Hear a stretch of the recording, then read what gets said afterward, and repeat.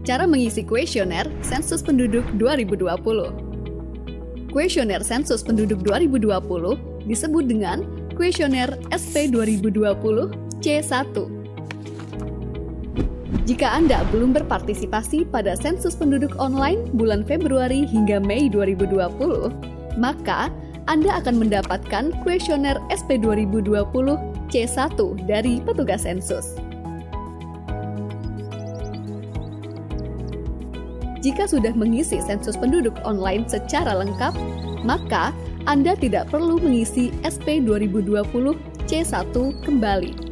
Tetapi, jika ada perubahan, jangan lupa lapor ke ketua RT, dusun, jorong, atau banjar ya.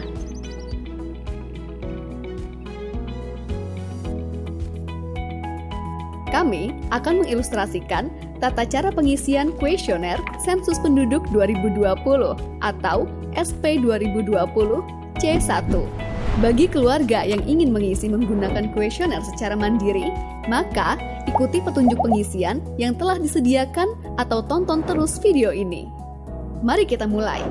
Pertama, siapkan alat tulis berupa pensil atau ballpoint dan dokumen penting yang diperlukan untuk pengisian kuesioner sensus penduduk.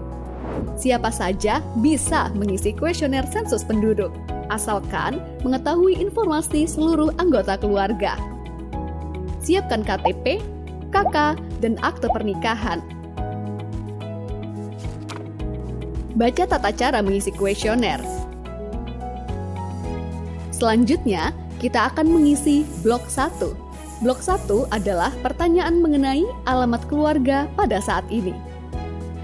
Untuk isian provinsi, kota atau kabupaten, kecamatan, desa atau kelurahan atau nagari, RT atau RW, atau satuan lingkungan setempat, sampai isian nama dan kode SLS, serta nomor urut keluarga dan nomor bangunan diisikan oleh petugas sensus. Pengisian dimulai dari pertanyaan 104, yaitu alamat. Isikan alamat lengkap saat ini, nama kepala keluarga, jumlah anggota keluarga, dan anggota keluarga yang bisa dihubungi. Blok 2. Keterangan petugas akan diisikan oleh petugas sensus. Selanjutnya, lanjutkan pengisian ke blok 3, data perumahan tempat tinggal. Bagian ini hanya diisikan sekali untuk setiap keluarga. Isikan status kepemilikan rumah yang Anda tempati saat ini. Isikan listrik yang Anda gunakan di rumah. Isikan sumber air minum utama yang digunakan oleh keluarga Anda. Apakah air kemasan atau isi ulang? Ledeng, pompa atau sumur bor, sumur, mata air, sungai atau danau, air hujan, atau lainnya. Isikan keterangan fasilitas jamban atau tempat buang air besar dan septic tank di tempat tinggal Anda. Isikan jenis lantai terluas di tempat tinggal Anda. Apakah keramik atau marmer atau granit, ubin atau tegel atau teraso, semen, kayu atau papan, bambu, tanah, atau lainnya. Selanjutnya, kita beralih ke blok 4. Blok 4 diisikan untuk setiap anggota keluarga. Jadi, kalau di rumah ada 3 orang, maka ada 3 blok 4 yang terisi. Isikan keterangan dari masing-masing individu. Pengisian dilakukan secara berurutan, satu persatu, dimulai dari kepala keluarga, lalu dilanjutkan ke istri, anak, dan anggota keluarga yang lain apabila ada. Kami akan mengilustrasikan pengisian. Isikan nama lengkap Anda sesuai KK atau KTP dengan menggunakan huruf kapital. Berikan tanda centang pada isian jenis kelamin. Isikan nomor induk kependudukan Anda.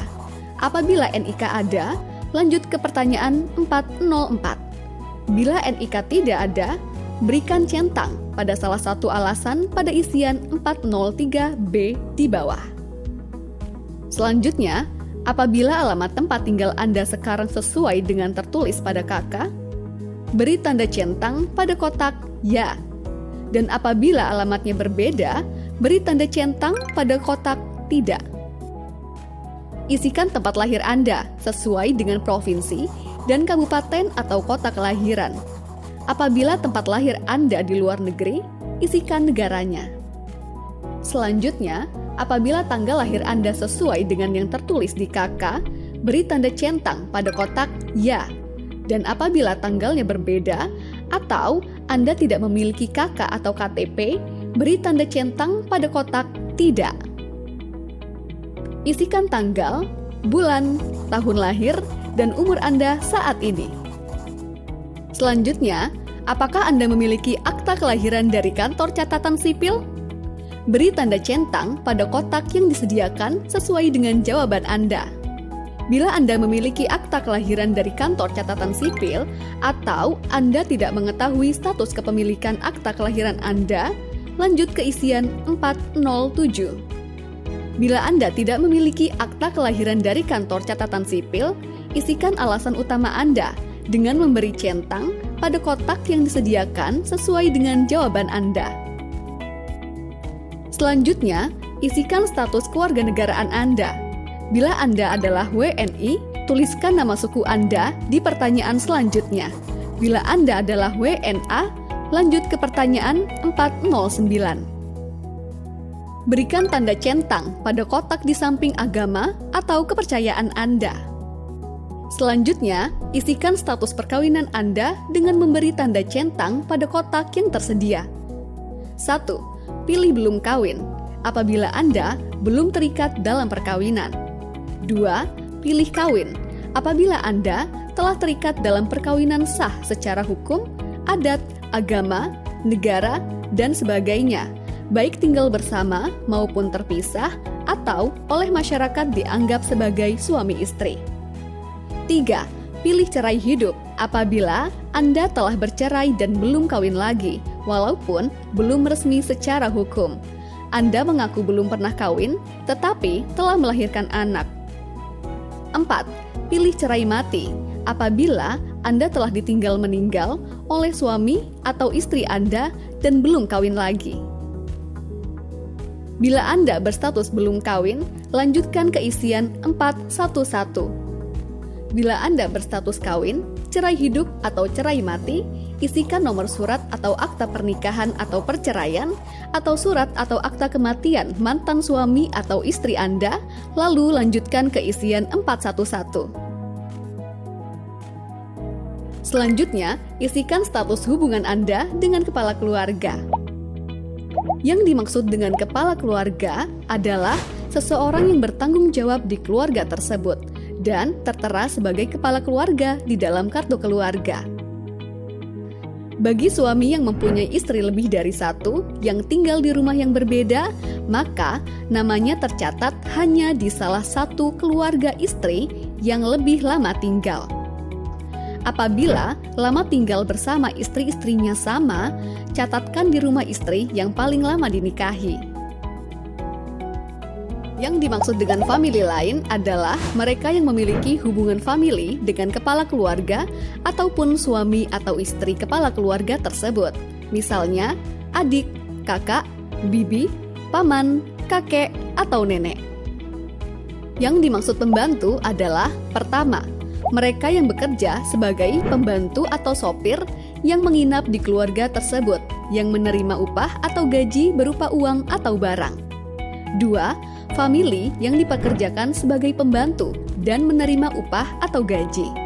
3. Tukang kebun yang makan dan menginap di rumah majikan.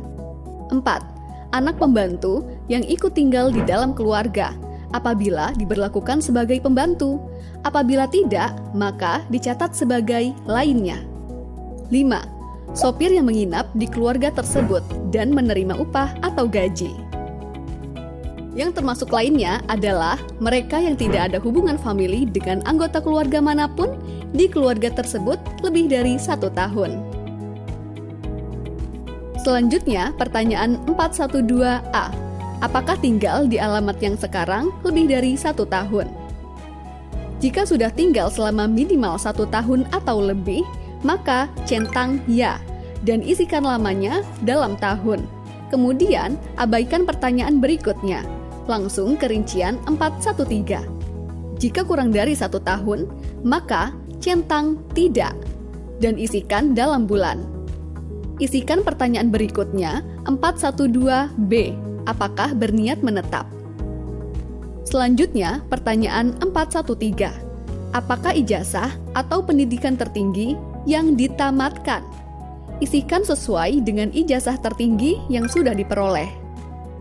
Kita menuju ke blok 5. Sama seperti blok 4, blok 5 diisikan untuk setiap anggota keluarga, namun khusus untuk yang berusia minimal 5 tahun atau lebih. Untuk anggota keluarga yang kurang dari 5 tahun, bagian ini boleh dikosongkan. Pertanyaan 501. Apakah bisa berbahasa Indonesia? Pilih ya jika bisa, pilih tidak jika tidak dapat berbahasa Indonesia. Selanjutnya, pertanyaan 502A. Aktivitas apa saja yang biasa dilakukan? Isian ini bisa dipilih lebih dari satu. Centang ya bekerja jika biasa melakukan pekerjaan. Centang ya mengurus rumah tangga jika juga melakukan kegiatan mengurus rumah tangga. Centang ya sekolah atau kuliah jika sedang menjalani aktivitas sekolah atau kuliah. Centang ya lainnya jika melakukan aktivitas yang lain seperti kegiatan sosial, seperti pos ronda, menjalani hobi seperti berolahraga, atau lainnya, dan tuliskan aktivitas tersebut. 502B. Apakah pensiunan? Pensiunan di sini tidak hanya untuk PNS atau TNI atau Polri, tetapi juga yang pernah bekerja di bidang lain dan saat ini menerima pesangon atau dana pensiun. Selanjutnya, rincian 503. Isian ini diisi khusus untuk yang saat ini sedang bekerja. Isikan pekerjaan yang selengkap-lengkapnya. Berikut contoh pengisiannya. Isikan juga status dalam pekerjaan. Apakah berusaha sendiri atau dengan dibantu pekerja yang tidak dibayar? Apakah berusaha dan dibantu pekerja yang dibayar? Apakah sebagai buruh, atau karyawan, atau pegawai, atau pekerja yang dibayar? Atau apakah pekerja yang tidak dibayar atau pekerja keluarga?